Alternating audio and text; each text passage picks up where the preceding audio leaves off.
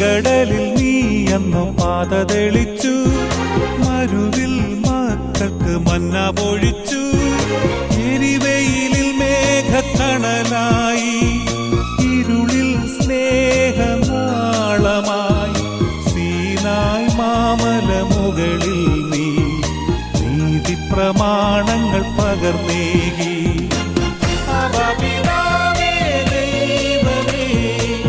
അവിടുത്തെ രാജ്യം വരേണമേ, അങ്ങേ തിരുഹിതം ഭൂമിയിൽ എന്നെന്നും നിറവേറണമേ.